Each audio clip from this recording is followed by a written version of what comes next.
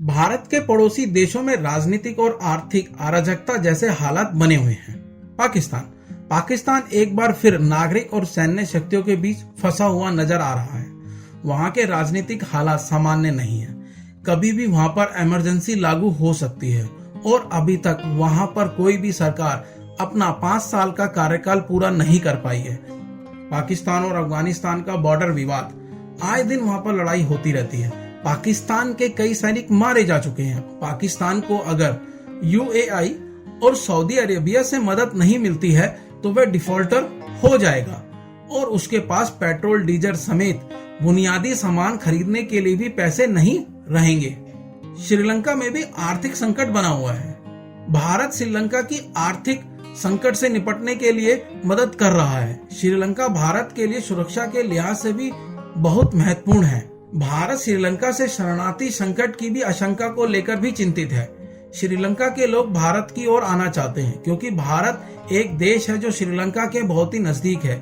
ऐसे में श्रीलंका सिर्फ भारत की ओर ही देखता है। भारत ने श्रीलंका को $2.5 अरब की आर्थिक सहायता दी है अब तक। श्रीलंका में भारत के कई अहम प्रोजेक्ट पर काम चल रहा है। म्यांमार में भी इमरजेंसी जैसे हालात बने हुए हैं। मालदीव भी आर्थिक संकट से जूझ रहा है।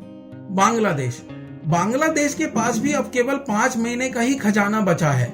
वैश्विक बाजार की स्थिति का नकारात्मक असर बांग्लादेश पर भी पड़ा है। आयात खर्च में भारी बढ़ोतरी हुई है। इससे देश के विदेशी मुद्रा भंडार कम हो गए हैं। हाल ही में बांग्लादेश ने पेट्रोल और डीजल के दामों में 50% की वृद्धि की है। गैर जरूरी सामानों के आयात पर प्रतिबंध लगा दिया है। बांग्लादेश के आयात खर्च में 44% की बढ़ोतरी की गई है, लेकिन निर्यात में होने वाली आय नहीं बढ़ी है। व्यापार घाटा धीरे धीरे बढ़ता जा रहा है। नेपाल, भारत का पड़ोसी देश नेपाल आर्थिक उथल पुथल का सामना कर रहा है। कोविड महामारी के चलते नेपाल का पर्यटन उद्योग प्रभावित हुआ है, जिसके चलते उसके विदेशी मुद्रा भंडार में काफी गिरावट आई है।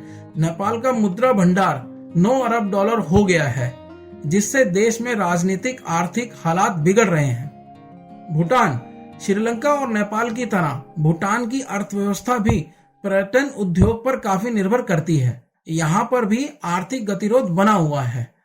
अब सरकार ने आर्थिक संकट से बचने के लिए अर्थव्यवस्था को लचीला बनाने का फैसला किया है और देश की सीमा को पूरी तरह से खोल दिया है ताकि पर्यटन सेक्टर को फिर से बढ़ावा मिल सके और देश के पास विदेशी मुद्रा भंडार आ सके। भूटान के विदेश मंत्री दोरजी ने कहा है पर्यटन क्षेत्र सबसे ज्यादा प्रभावित हुआ है। चीन, भारत के लिए चीन सबसे बड़ा खतरा बना हुआ है। बॉर्डर पर तकरीबन प्रतिरोध की स्थिति बनी हुई है। दोनों देशों के बीच 15 दौर की बातचीत हो चुकी है, लेकिन मसले को सुलझाया नहीं जा सका है। भारत के ज्यादातर पड़ोसी देश इस वक्त आर्थिक संकट के भंवर में हैं या फंस सकते हैं। श्रीलंका दिवालिया हो चुका है और पाकिस्तान बांग्लादेश आर्थिक संकट में फंसने के सिर्फ एक कदम दूर है। वहीं नेपाल का हाल भी बेहाल है और भारत के लिए चीन सबसे बड़ा खतरा बना हुआ है। भारत को आर्थिक संकट से जूझ रहे पड़ोसियों से सीख लेने की आवश्यकता है।